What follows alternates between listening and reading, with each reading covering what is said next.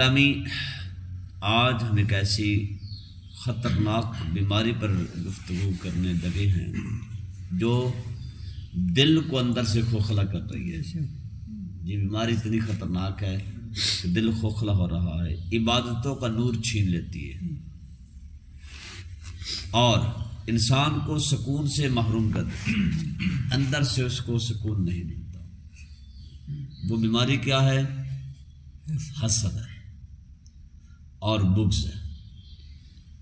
حسد ہوتا کیا ہے؟ حسد یہ ہے کہ انسان دوسرے کی نعمت دے کر یہ چاہے کہ وہ اس سے چھن جائے اور خود کو ملے یا نہ ملے، بس اس کے پاس نہیں ہونا چاہیے۔ اور یہ بیماری آج بڑی عام ہو چکی ہے۔ آج مجھے ٹینشن اس بات کی نہیں کہ میرے پاس کھانے کو ایک ٹائم کا کھانا ہے یا نہیں ہے، ٹینشن اس بات کی میرا بھائی امیر سے امیر کیوں ہوتا جا رہا ہے، مجھے ٹینشن اس بات کی میرے بھائی کے پاس پیسہ کہاں سے آ رہا ہے۔ اس چیز نے ہمارے زندگی کو مشکل کر دیا۔ یہ کیا ہے؟ حسد ہے۔ قرآن کریم کے اندر رب کائنات نے فرمایا ہے وَمِن شَرِّ حَاسِدٍ إِذَا حَسَدَ، اور حسد کرنے والے کے شر سے میں پناہ مانگتا ہوں جب وہ حسد کرے۔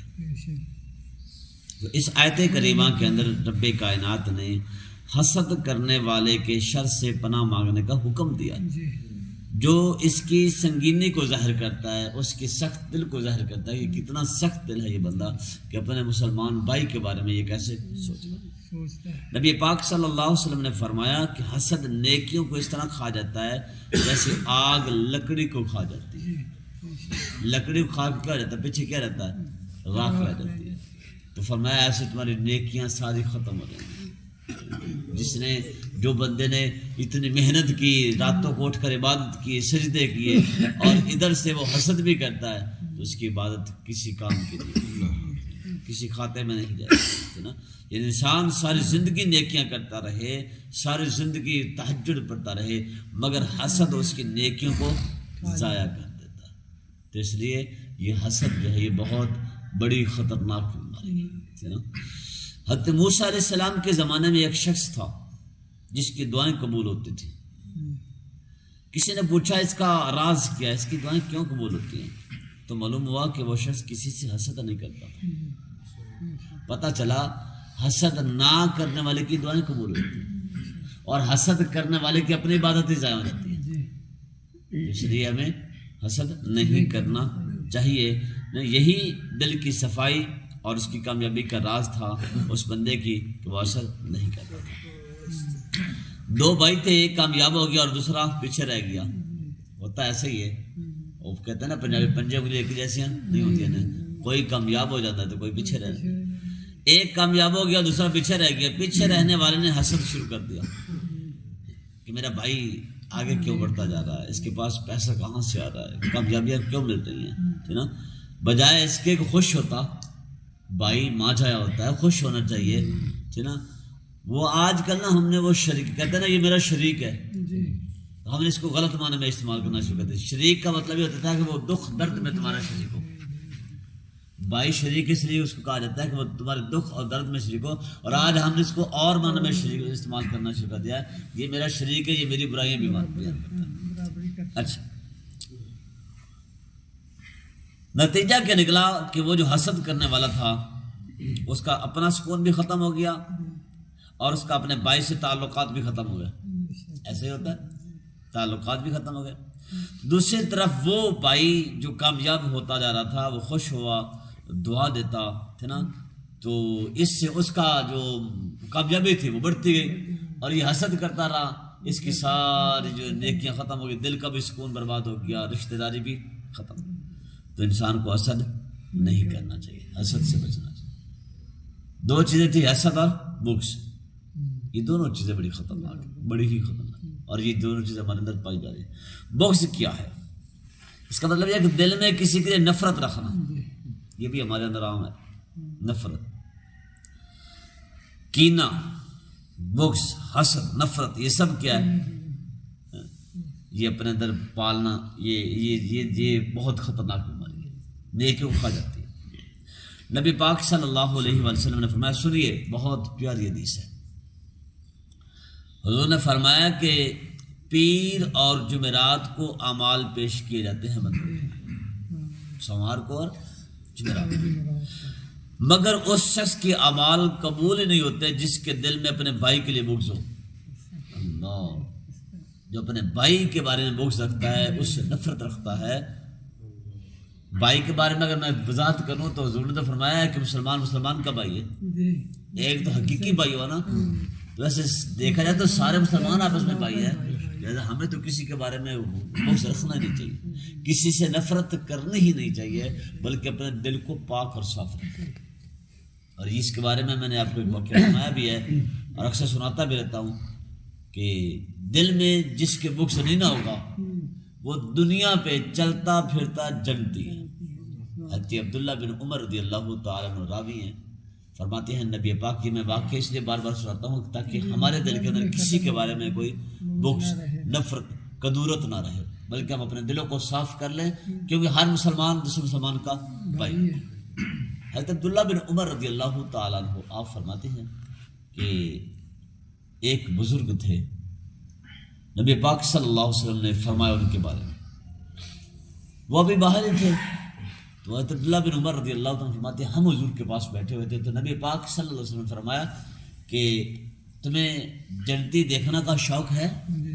لیکن صحابہ کا عقیدہ بھی تو دیکھے نا، اگر آج کے کوئی مولوی ہوتے تو کہتا لو یہ فتویٰ لگا دیتا بھی اب یہ اپنی طرف سے جنت تقسیم کر رہا ہے۔ حضور نے فرمایا تمہیں جنتی دیکھنے کا شوق ہے؟ جی یا رسول اللہ، کس کو نہیں ہے، ہم تو دیکھنا چاہتے ہیں۔ حضور نے فرمایا پھر مسجد کے دروازے کی طرف دیکھو، جو اندر داخل ہوگا وہ جنتی ہے۔ صحابہ فرماتے ہیں ہم سب کی نظر دروازے پر لگ گئی، ہم نے دروازے کے سے اندر انٹر ہوتے ہوئے ایک بابے کو دیکھا، ایک بزرگ تھے جنہوں نے تازہ وضو کیا ہوا تھا، تو اندر کو داخل ہوئے تو حضور نے فرمایا اشارہ کیا، یہ بندہ کیا ہے؟ جنتی۔ اگلا دن ہوا، وہی ٹائم، نبی پاک صلی اللہ علیہ وسلم نے فرمایا جنتی دیکھنا ہے؟ جی یا رسول اللہ، کیوں نہیں، میں دروازے کی طرف دیکھو جنتی آ رہا ہے۔ دیکھا وہی بزرگ، تیسرے دن بھی وہی بزرگ تھا، 3 دن تک مسلسل حضور نے اس کو جنتی کرا دیا۔ بتائے جس کو حضور جنتی کہیں، جس کو حضور جنتی فرمایا کہ یہ جنتی ہے، اس کو کوئی ٹال سکتا ہے کوئی جنت دینے سے؟ سبحان اللہ۔ اب ہوا کیا، اگلا واقعہ جو پیش آیا، حضرت عبداللہ بن عمر رضی اللہ تعالیٰ فرماتے ہیں کہ میں نے ارادہ کر لیا آج میں اپنے گھر نہیں جاؤں گا، آج میں بابے کے ساتھ جاؤں گا اور اس سے پوچھوں گا کہ دیکھوں گا یہ بابا عمل کیا کرتا ہے جس کی وجہ سے اللہ نے اس کو جنت کا ٹکٹ دے دیا۔ بات سمجھا گئی نا؟ راتوں کو عبادت کرنے سے بھی جنت نہیں ملتی ہے۔ جنت جو ہے یہ عبادت کا مظہر نہیں ہے، جنت میرے رب کی رضا کا مظہر ہے۔ رب راضی ہو گیا تو جنت ہے، اور رب ناراض ہے تو پھر جنت ہے نہیں۔ یہ بات یاد رکھنا، رب کب راضی ہوگا؟ جب رب کے بندوں کے ساتھ تم راضی ہو جاؤ گے۔ رب نے یہ انسان، یہ جو بندہ ہے یہ رب کا شاہکار ہے، اس بندے کے بارے میں جب تمہارے دل میں کوئی اختلاف نہیں ہوگا، نفرت نہیں ہوگی، تو میرے رب پتہ ہے کتنا راضی ہو جائے گا۔ نمازیں تمہاری جو ہیں اگر دل کے اندر نفرت رکھی ہوئی ہے، تمہارے نمازیں، تمہارے روزے، زکوٰۃ، صدقات و خیرات کسی کام کے نہیں ہوں گے۔ بات سمجھ آ گئی نا؟ حضرت عبداللہ بن عمر رضی اللہ تعالیٰ فرماتے ہیں کہ میں اس بابے کے پیچھے، جب بابا نماز پڑھ کے فارغ ہونا گھر کو جانے لگا تو میں نے بھی اس کا پیچھا کیا۔ تھوڑا سا فاصلے پہ گیا تو میں نے بابا سے کہا بابا جی میں نے اپنے گھر نہیں جانا، میری گھر میں کوئی لڑائی ہو گئی ہے، کچھ چکلس چل رہی ہے، تو آج میں نے آپ کے ساتھ۔ بابا جی نے کہا ٹھیک ہے ساتھ بسم اللہ جی ہیں، بزرگ تھے نا، مہمان، مدینے کے لوگ تو ویسے بڑے مہمان نواز ہیں، نے کہا جی ٹھیک ہے آپ آ جائیں میرے پاس۔ حضرت عبداللہ بن عمر فرماتے ہیں میں چلا گیا بابا کے ساتھ۔ رات جب ٹائم ہوا، جس کمرے کے اندر بابے نے اپنی چارپائی جو ہے وہ رکھی، سونا تھا، اسی کمرے میں ساتھ میری بھی چائے پہ رکھ دی۔ میں نے کہا یہ تو اچھا ہو گیا، آج میں دیکھوں گا بابے کو کہ بابا عمل کیا کرتا ہے۔ مطلب ساری رات ہوئی، بابا بھی سویا رہا، میں بھی سویا رہا، بابے نے کوئی عمل نہیں کیا۔ میں حیران ہو گیا کہ بابا نے عمل بھی نہیں کیا، حضور نے جنت کا ٹکٹ بھی دے دیا۔ اگلی رات ہوئی تو پھر میں نے سوچا کہ چلو ایک رات بابا نے عمل میری وجہ سے شاید نہ کیا، لیکن آج بابا عمل ضرور کرے گا، جو نفل پڑھتا ہے یا جو بھی دعائیں کرتا ہے۔ اگلی رات ہوئی بابا پھر سویا رہا، پھر اگلی رات ہوئی، پھر 3 راتیں مسلسل بابا صرف اور صرف فجر کی نماز جماعت کے ساتھ پڑھتا تھا، رات کو کوئی عمل نہیں کرتا۔ میں حیران ہو گیا، حضور نے جنت کا ٹکٹ۔ آخر کار تیسرے دن میں نے بابا سے پوچھا، بابا جی میرے گھر میں کوئی لڑائی نہیں تھی، کوئی کلش نہیں تھی، میں نے تو صرف اس لیے آپ کے پاس رہنا شروع کیا ہے کہ آپ کو نبی پاک صلی اللہ علیہ وسلم نے 3 دن تک جنت کا ٹکٹ دیا، 3 دن تک مسلسل نے فرمایا یہ جنتی ہے، یہ جنتی ہے، یہ جنتی ہے۔ میں تو صرف یہ دیکھنے کے لیے آیا تھا کہ بابا تم عمل کون سے کرتے ہو جس کی وجہ پہ اللہ نے تجھے جنت کا ٹکٹ دے دیا ہے۔ تو بابا جی نے کہا کہ تم عبداللہ بن عمر فرمایا لیکن میں نے دیکھا ہے کہ آپ نے تو کوئی عمل نہیں کیا، پھر وجہ کیا؟ تو حضرت عبداللہ بن عمر رضی اللہ عنہ فرماتے ہیں کہ اس بابے نے کہا بیٹا بات ایسی ہے، میں وہ خاص عمل نہیں کرتا، راتوں کو اٹھ کر میں نفل نہیں پڑھتا، کوئی عبادتیں نہیں کرتا، ایک کام کرتا ہوں، یہ جو میرا دل ہے نا، میرے دل کے اندر کسی کی نفرت نہیں ہے، میرے دل میں کسی کا بغض نہیں ہے، کدورت نہیں ہے، کینہ نہیں ہے، میرے دل میں محبت ہی محبت ہے۔ میں رب کے ہر بندے سے محبت کرتا ہوں، رب کے ہر بندے سے پیار کرتا ہوں، لہٰذا ہمیں بھی کسی سے نفرت رکھنے کا کیا فائدہ ہے؟ وہ کسی نے کہا نا کہ ہمیں تو محبت کرنے کا وقت نہیں ملتا، لوگ پتہ نفرتیں کیسے پال لیتے ہیں پریشانوں میں، تو لہٰذا ہمیں کسی سے نفرت رکھنے کا کوئی فائدہ نہیں ہے۔ تو حسد اور بغض کے رکھنے سے نقصانات کیا ہوتے ہیں؟ دل کا سکون ختم ہو جاتا ہے، عبادتوں کا اثر ختم ہو جاتا ہے، عبادتوں کا نور ختم ہو جاتا ہے، رشتے خراب ہو جاتے ہیں، معاشرے میں نفرت پھیل جاتی ہے۔ لہٰذا ہمیں ان چیزوں سے بچنا چاہیے۔ اگر ہم بچنا چاہتے ہیں تو پھر کیا ہوگا؟ اللہ کی تقسیم پہ راضی رہیں، جو ملا ہے اس پر شکر ادا کریں، دوسروں کے لیے دعا کریں، جس سے حسد ہو اس کے لیے خیر کی دعا کیا کریں، جس کے بارے میں حسد پیدا ہو رہا نا اس کے بارے میں تم خود دعا کرو خیر کی، دل کو صاف رکھو، کسی کے خلاف کینہ نہیں رکھنا، معافی کی عادت ڈالیں، معاف کرنے والا اللہ کے قریب ہو جاتا ہے۔ لہٰذا ہمیں ہر لحاظ سے حسد اور بغض سے بچنا ہوگا۔